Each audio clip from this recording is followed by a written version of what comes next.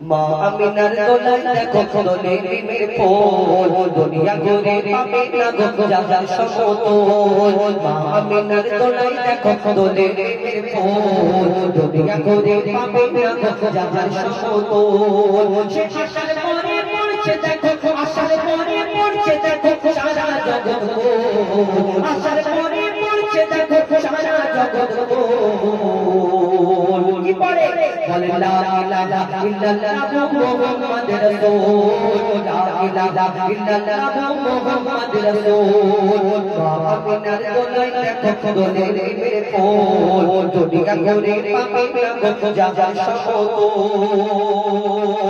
আমিনা চিন্তা করে আল্লাহর তরফ থেকে কি সান্তনা কি খবর আসে পরিচ্ছন্নের মাধ্যমে আরো কি লিখছে দেখো পিতার ছায়া ছিল না মাথায় নবী জন্ম নিল যত শুধু ছিল মা আমিনা ছিল না ভাই বোন শুধু ছিল মা আমিনা ছিল না ভাই বোন জন্মকালে বলে মা আমিনা ভাবে আমি করব কেমন লালন পালন খোদা গতি হবে আমি করব কেমন লালন পালন খোদা গতি হবে তখনই এক আওয়াজ আসে শোনো আমিনা বিবি তোমার কোলে নাজিল হলো খোদার শ্রেষ্ঠ নবী আল্লাহ স্বয়ং তার লালন পালনে নিয়েছে গো আল্লাহ স্বয়ং তার লালন পালনে নিয়েছে গো আর জিবরিল আমিন থাকবে হয়ে ওর পাহারাদার ও সৃষ্টি কুলের শিরোমণি সৃষ্টি কুলের শিরোমণি আর নবী কুলের মন সৃষ্টি কুলের শিরোমণি আর নবী কুলের মন দুনিয়াতে যার নাম হবে নবী মুহাম্মদ রাসূল দুনিয়াতে যার নাম হবে মুহাম্মদ রাসূল মা আমিনার দোলায় দেখো দোলে ডিমের ফোল দুনিয়া ঘুরে পাবে না গো যাবার সমতল এই বিরাদার খেজুর হলো কোথা থেকে ঘটনা কি একদিন এক ইহুদি এসে অনেক ইহুদিরা প্রশ্ন করত পরীক্ষা করত আমার নবীর কাছে এসে এসে প্রত্যেক সময় সময় পরীক্ষা করত একদিন এক ইহুদি এসে প্রশ্ন করলো বলো বলো মুহাম্মদ তুমি দুনিয়াতে শেষ নবী শেষ পয়গম্বর বলে তুমি প্রচার করছো আমি তোমাকে নবী বলে কেমন করে মেনে নেব কেন তোমার আগে অন্যান্য নবীরা এসেছে এক এক রকম মুজিজা তো দুনিয়াতে দেখিয়েছে কোন নবী দুনিয়াতে মুর্দাকে জিন্দা করে দেখিয়েছে কোন নবী আশাবাড়ির কামাল ছিল কোন নবী পশু পাখির ভাষা বুঝতে পারত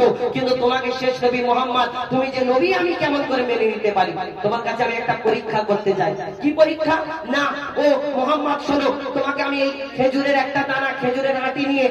আমার নবীর কাছে প্রশ্ন করলো মুহাম্মদ শোনো তোমাকে এই খেজুরের দানা দিচ্ছি তুমি যদি একদিন এই দানা থেকে একটা গাছ বের করে দেখাতে পারো তাহলে আমি তোমার কাছে কলমা পড়ে মুসলমান হয়ে যাব তোমার দলে চলে আসবো আর আমার সঙ্গে যারা যারা আছে সবাই মুসলমান হয়ে যাবে আমার নবী মিচকি হেসে বলে ওই ইহুদি ভাই শোনো তুমি যে এই আশাটা করেছো আল্লাহর ইচ্ছাতে তুমি এই খেজুরের দানাটা তোমার সামনে আমি পুঁতে দিচ্ছি তুমি এই সময় কালকে আবার ফিরে আসবে আল্লাহর ইচ্ছাতে এইখানে শুধু একটা গাছ হবে না গাছ হবে গাছেতে ফল হবে সেই ফল তোমাকে খাওয়াবো কালকে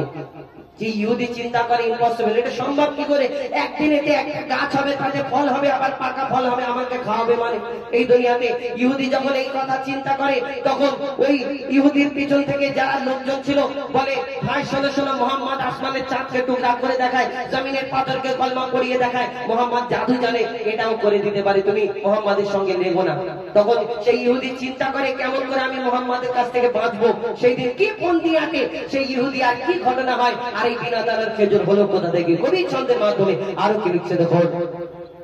এক খেজুর দানা নিয়ে এক ইহুদি নবীর কাছে কয় এক খেজুর দানা নিয়ে এক ইহুদি নবীর কাছে কয় বলে তোমায় নবী মেনে নেব এই দানা নিয়ে যদি একদিনে গাছ হয় তোমায় নবী মেনে নেব এই দানা নিয়ে যদি একদিনে গাছ হয় আর সেই দানা নিয়ে নবী আমার মাটিতে পুঁতে হাসে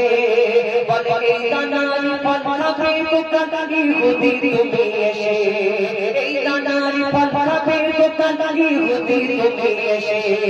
পাবে ইহুদি সত্যি যদি এই দানাতে গাছ হয়ে যায় সেই ভয়ে নবীর লাগে ইহুদি দানা চুরি করে তুলে নেয় ইহুদি ভাবে যে দানাটা থাকবে না আর কাজ হবে না গভীর রাতে এসে দানাটা চুরি করে আর খুব হাসতে হাসতে যাচ্ছে এবং লোকজন যখন জোগাড় করছে ষোলো মোহাম্মদকে বেইজ্জত করবো ষোলো মোহাম্মদকে বেইজ্জত করবো কেন দানা নেই আর সেখানে গাছ কি করে হবে বিনা দানার গাছ হয় না হয় না সেদিন কি ঘটনা হয় কবি ছন্দের মাধ্যমে লিখছে দেখুন